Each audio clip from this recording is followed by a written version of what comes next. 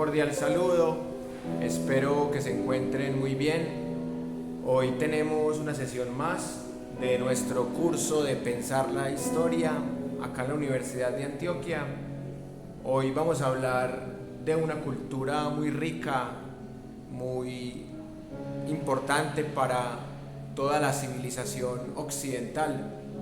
Vamos a hablar de la cultura griega, de sus diferentes momentos, de las diferencias entre la Grecia clásica, la Grecia arcaica, también cómo nace la Grecia helenística. Y para eso, como es costumbre, vamos a tener diversidad de fuentes. Voy a mostrarles inicialmente la gran cantidad de obras que vamos a analizar en esta sesión. Quizás el tiempo se va a quedar corto, pero lo importante es tratar de abordar preguntas muy concretas para la sesión de hoy. Como es costumbre, vamos a tener en cuenta estos libros de Nat Geo, en donde podemos apreciar un interesante análisis de lo que se conoce, entre comillas, como los orígenes de Grecia, que yo lo llamaría más bien la genealogía de Grecia, para que suene menos metafísico. También tenemos este otro libro acá, que es bastante interesante. Es el que habla precisamente de la Grecia filosófica, la llamada Grecia clásica, en donde se pasa del mitos al logos. Y también vamos a tener, aparte de estos dos libros, otro bastante interesante que nos habla de cómo se da el declive de Atenas, algo muy importante para comprender lo sucedido en ese siglo V antes de la era cristiana. Y finalmente también vamos a tener en cuenta esta colección de cómo nace el imperio de Alejandro Magno, un personaje que ha sido bastante estudiado en diferentes culturas, en diferentes tradiciones discursivas. Pero como hoy es un tema tan completo y tan complejo y a la vez tan interesante, pues también tengo otras fuentes que nos van a servir bastante, lo que se llama fuentes de la época. Por eso tengo este maravilloso libro del historiador griego Heródoto, que se llama Los 9 libros de la historia. Curiosamente, este libro tiene en cada capítulo el nombre de las 9 musas. Por eso hay un capítulo, por ejemplo, que se llama Clio, que es la musa de la historia. Tiene otro capítulo que se llama Melpómene, que es la musa de la tragedia. Está Talía, la musa de la comedia. Está Euterpe, que es la musa de la flauta. Está Polimnia, que es la musa de los himnos sacros. Está Erato, que es la musa del amor. También está Urania, que es la musa de los astros, de la astrología. Igualmente está Terpsícore, que es la musa de la danza. Y acá pues podemos encontrar cómo Heródoto le dedica a cada musa un libro. Bueno, me faltó Calíope, que es la musa de la retórica. Entonces vamos a mirar este libro de Heródoto para que analicemos también qué hechos resalta él sobre todo de esa relación muchas veces bélica entre los griegos y los persas.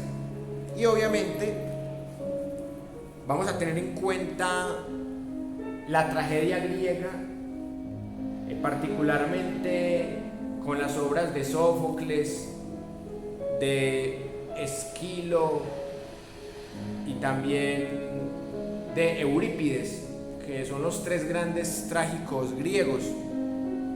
Y también hablar un poco de la comedia en el sentido de Aristófanes, que es el más reconocido de este estilo. Lamentablemente se perdió el libro de Aristóteles que habla de la comedia, solo quedó la tabla de contenido. Sí se pudo salvar el libro que Aristóteles le dedica a la tragedia, así que vamos a hablar no solamente de comedia y de tragedia, sino que también vamos a hablar de la épica. Y ahí Homero es el autor, entre comillas, más importante, con sus dos clásicas obras, la Ilíada y la Odisea, obras que han sido llevadas al cine, que han sido interpretadas en novelas, en obras de música académica.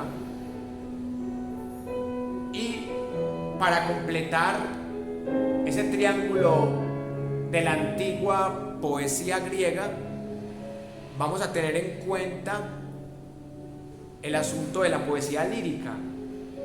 Y allí vamos a hablar un poco de Safo, la gran escritora de la isla Lesbos. Y también vamos a hablar un poco de Píndaro. Así que con ese acercamiento a la literatura y a los mitos, vamos a tener un panorama muy completo desde el punto de vista bibliográfico y temático. Y finalmente también hay otro libro que es bastante sencillo, pero es muy útil para comprender el valor simbólico, ritual de los mitos griegos, muchos mitos que han influenciado otras culturas y que a su vez esta serie de mitos nos han mostrado diferentes explicaciones y sobre todo cómo había unos dioses que tenían un nombre en Grecia y que fueron traducidos con prácticamente las mismas características a la cultura romana. Sabemos, por ejemplo, que Zeus es griego y que los romanos lo llamaron Júpiter. Y miren ustedes que uno de los planetas del sistema solar se llama precisamente Júpiter. Y de Júpiter también viene el nombre del día jueves. Entonces estamos muy influenciados por esta tradición mitológica.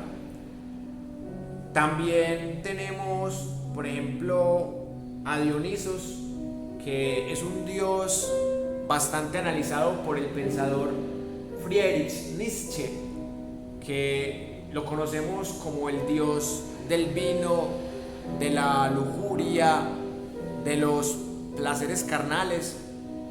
Este dios los romanos lo llamaron Baco, y de ahí viene algo que estudiaremos en la próxima clase cuando hablemos de Roma, que son las bacanales.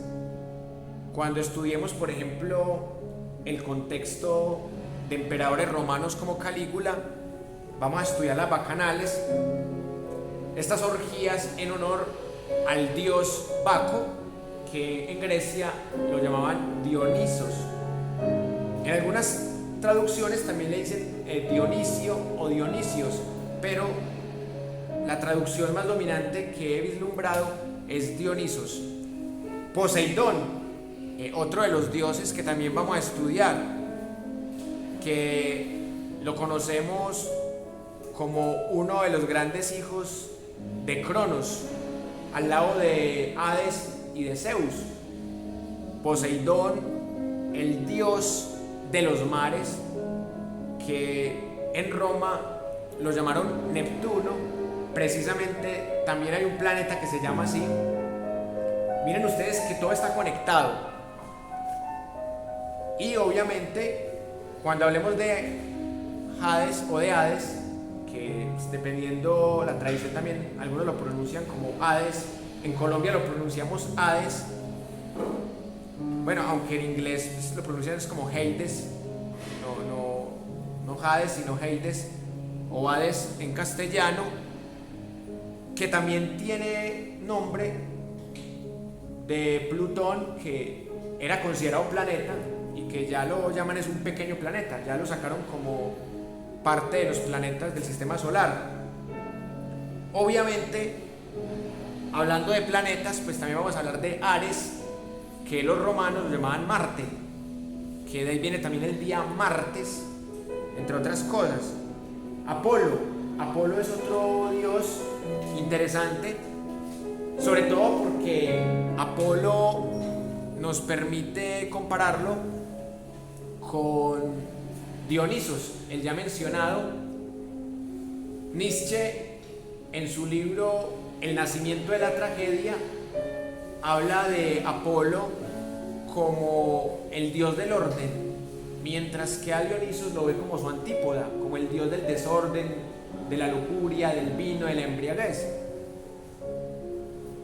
Y Nietzsche considera que Apolo y Dionisos son más que contrarios, son complementarios, porque permiten esa síntesis de la vida, de la ley de la entropía, de los contrarios que el uno requiere del otro para poder existir, para poder crear su identidad. Obviamente, ahorita habíamos hablado de la musa del amor, llamado Erato. También es pertinente hablar de Eros, el famosísimo dios del amor, que ha sido bastante retomado en las obras poéticas, que sabemos que en Roma a Eros le dicen Cupido. Entonces, también es bien interesante. Este sí no tiene nombre de planeta ni de día de la semana, pero no deja de ser un tema bastante llamativo, el asunto del amor. Hefestos es otro dios bastante interesante para analizar, que los romanos lo llamaban Vulcano, y está muy asociado con el fuego, con el sol, con los volcanes. Hermes, ¿cómo olvidar a Hermes, el mensajero de los dioses? Que de ahí viene precisamente el concepto de hermenéutica, que tiene tres ramificaciones. La hermenéutica clásica, que es interpretación de textos religiosos; la hermenéutica jurídica, que es la interpretación de los textos relacionados con leyes; y la hermenéutica filosófica, que es la que más hemos visto desarrollar en el siglo XX con pensadores como Hans-Georg Gadamer y también un poco como Martin Heidegger. Y por otro lado, sabemos que Hermes fue llamado por parte de los romanos como Mercurio, otro de los planetas del día miércoles. Ya habíamos mencionado a Cronos como el padre de Zeus, de Hades y de Poseidón. Cronos, que también tiene nombre de planeta en los romanos, Saturno, el dios del tiempo. Los griegos tenían dos concepciones muy particulares del tiempo. Cronos era el tiempo de todas las personas y Kairos era el tiempo subjetivo. Lo kairológico es cuando a usted algo que es corto se le hace largo, o viceversa.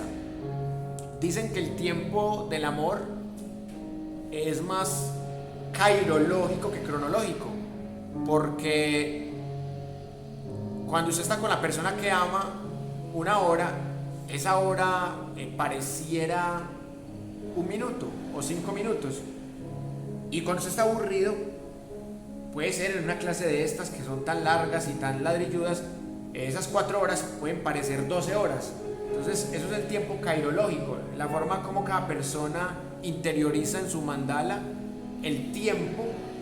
Y por eso es bien interesante relacionar a Cronos, a Kairos, con nuestra concepción de lo temporal, de lo intempestivo, de lo extemporáneo y de todas las reflexiones que hay sobre este tema. Tánato o Tánatos lo pueden encontrar de las dos maneras. El dios de la muerte, que los romanos lo llamaban Orco, ha sido muy importante para las obras trágicas, poéticas. Y Tánato o Tánatos también tiene unos mitos muy interesantes que vamos a estudiar. Artemisa, llamada en la cultura romana como Diana, también es muy interesante porque nos muestra ese componente maternal de la sabiduría. Lo mismo que Afrodita, que en mi opinión es quizás la diosa más famosa, que los romanos la llamaban Venus.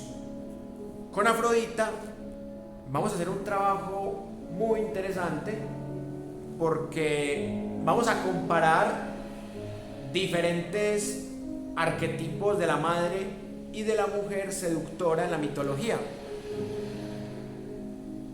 Hay una comparación que se puede hacer desde la antropología de Levi-Strauss, desde el estructuralismo. Comparar, por ejemplo, lo que es Afrodita para los griegos, lo que es Isis para los egipcios, lo que es Venus para los romanos y lo que es la Virgen María para los católicos. Son arquetipos muy parecidos de la madre, pero en el caso de los egipcios, de los griegos y de los romanos, es una madre seductora, es una madre lujuriosa, no solamente protectora. La Virgen María es un arquetipo de mujer pura, de ahí viene el concepto católico de lo inmaculado, de una mujer sin manchas. Y miren cómo se retoman los mitos en diferentes religiones y culturas y se les cambia ciertas características. Por ejemplo, Voltaire tiene un análisis muy interesante en un libro que se llama Filosofía de la Historia, cuando muestra cómo la cultura cristiana, especialmente el catolicismo, retoma esos arquetipos y los modifica. No solamente el tema de la Virgen María en el caso de los católicos, sino también el tema de Adán y Eva, que Voltaire asegura en ese libro que son retomados de los antiguos egipcios más que de los judíos. Y también hay un debate muy grande de si los judíos fueron esclavos de los egipcios o no. Algunas corrientes historiográficas nuevas tratan de mostrar que no es tan cierto que los egipcios hayan sido esclavos de los judíos, que los judíos hayan sido esclavos de los egipcios. Bueno, Atenea, una diosa muy importante en términos de la sabiduría. Atenea la encontramos en la obra de Homero, la Odisea, como la gran consejera de Ulises. Atenea, que en Roma la llamaron Minerva.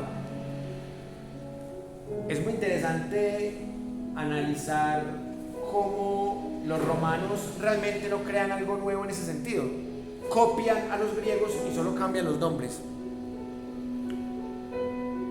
Deméter es otra deidad bastante interesante para analizar, y obviamente con su nombre romano de Ceres. Y también vemos que hay un youtuber que se llama Deméter, precisamente en honor a este arquetipo, con lo que podemos notar lo mucho que todavía influye en nuestra cultura occidental. Hestia, que los romanos la llamaron Vesta, también es otro que vamos a analizar. Gea, que también los romanos la llaman Gaia. Hay un libro muy interesante de Nietzsche, precisamente, que se llama La Gaia Ciencia, y tiene una gran relación con Gea, con la diosa de la tierra. Y lo geocéntrico, el prefijo geo, también, que significa tierra, viene de esta raíz de Gea. Perséfone es otra deidad que también vamos a estudiar, que es bien importante en varios mitos griegos, que los romanos llamaron Proserpina. Y Leto también vamos a estudiarlo, lo mismo que su forma romana, que es letona. Ven ustedes que hay una gran cantidad de mitos griegos que vale la pena analizar, porque tienen también esa estructura teratomórfica que vimos en los dioses egipcios. Por ejemplo, el cancerbero, que es graficado como un perro de 3 cabezas. El cancerbero es muy parecido a ciertas deidades egipcias. La hidra de Lerna, que también tiene esa estructura teratomórfica y que vamos a analizarla con el rigor que merece. Pegaso, que la primera vez que muchos vimos este arquetipo de Pegaso fue en Los Caballeros del Zodiaco. ¿Recuerdan esa serie? Las sirenas, que es un concepto que es muy cercano al de las Nereidas y también al de las ninfas o al de las valquirias vikingas. Las sirenas también son muy importantes en esta obra de la Odisea. Los centauros son muy importantes porque el arquetipo del mal cristiano se construye también desde los centauros, desde los toros. Porque miren que ese invento del diablo con cachos y con cola es un invento totalmente medieval, pero que viene de una imitación de este tipo de animales fantásticos como los centauros. También están las arpías, que todavía en la actualidad se sigue tratando a las suegras como arpías, como mujeres muy malvadas. Realmente no entiendo por qué. A mí me han tocado suegras buenas. No sé por qué ese concepto de arpía se ha vuelto bastante despectivo, pero viene en la mitología también. El famosísimo unicornio, que hasta Silvio Rodríguez tiene un trabajo que se llama El unicornio azul. Otro animal con cuerno que fue tildado por el cristianismo como satánico. Aracné, con aquello de la mujer araña. Conocemos también el hombre araña. Las gorgonas, otro mito bastante parecido también a esos arquetipos. Argos, Lamia, toda esta serie de arquetipos que se siguen retomando. El minotauro, que ese es el que se acerca más a ese arquetipo que se construyó el diablo en la Edad Media, el minotauro.